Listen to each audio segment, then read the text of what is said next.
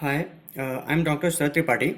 Today I'm going to discuss about the crystal physics part 2 means part 2 before part 2 I have done part 1 means general idea about the crystal structure and the amorphous, but today I'm discussing about the difference between the crystal structure and amorphous. As shown in this table, there is many more points, 6-7 points is over. The first one show by the diagram. Just show the diagram.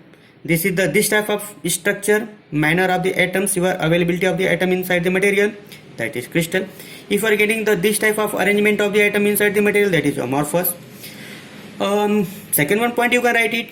Atoms will be available in regular manner, but in amorphous you will not get in regular manners.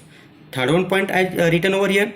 Atoms follow the law of periodicity inside the crystal, but does not follow the law of periodicity inside the amorphous.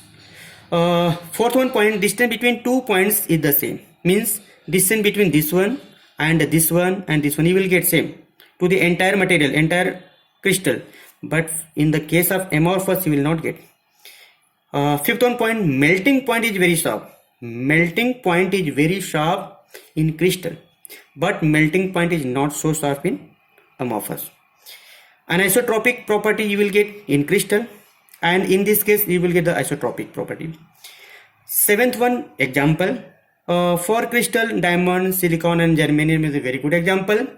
For amorphous, wood, plastic and a glass example. This is the fundamental general difference between the crystal and amorphous. Student, many more time writing, you can add many more points, no problem. Next one, crystal structure is important. We are learning the crystal structure. We got some idea what is the crystal structure. Means arrangement of the atom in the regular manner. If arrangement of the atom in regular manner, that is your crystal structure, that is the crystal structure, right? Okay, so many more points I will discuss today. What is the lattice point, cell, unit cell and the primitive cell. That is the fundamental basic points or topics you should know if you are going to learn deeply about the crystal physics. Okay, so for crystal structure as shown in the diagram, these are the atoms over here, this one, and you are getting this point like this one, you are getting like this one, you are getting this point like this one way and this one way. So similarly I have shown over here this vertical lines and the horizontal line, they are intersecting to each other. This is the one kind of net structure. That this type of structure if you are getting, or this is the imaginary part, this type of that net or this imaginary net is known as the lattice. This is the known as the lattice, it's a Greek word. Okay, and this vertical and horizontal point intersecting to each other, that intersecting point is known as the lattice point. This intersecting point is known as the lattice point. So I hope you got the idea about the lattice and the lattice point. Fundamental, the basics concept, vertical and horizontal, and that is the imaginary part intersecting to each other, that is the lattice point, and this whole net is known as the lattice. Okay, next one, cell. Cell means this one, you can join to this, you will get cell, 2D cell, or just join to this, join, we are getting this is also cell, this is cell, but that is the unit cell or a primitive cell. The between unit cell or primitive cell, both are same sometime, but why it is called primitive? Primitive means fundamental. If you are going to talk about the fundamental, that is important. The fundamental unit cell means, for primitive cell, this is, for example, just draw this one diagram. I am presenting in 3D, 3-dimensional, and you will get the atoms only at the corner. If in cell, if any cell is there and you are getting the atoms only at the corner,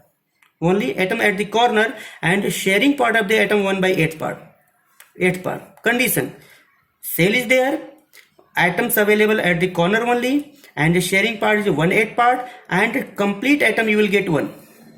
That cell is known as the primitive cell. Again I am going to repeat, this is the cell.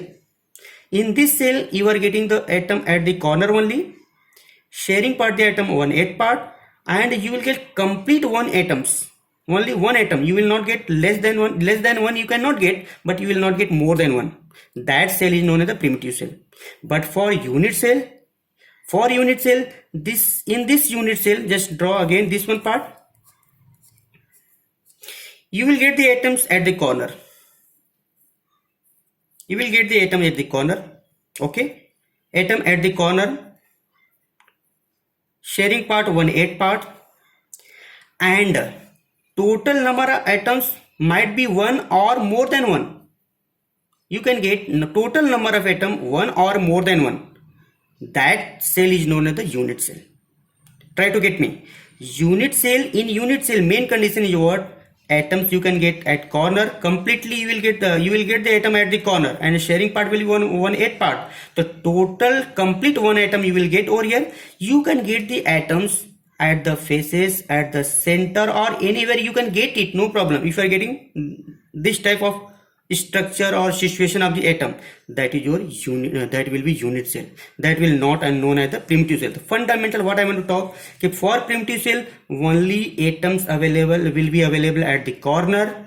In unit cell atom will be available at the corner, and anywhere you also you can get the atoms. So this is the difference between the unit cell and primitive cell. Thank you for today's lecture. Thanks.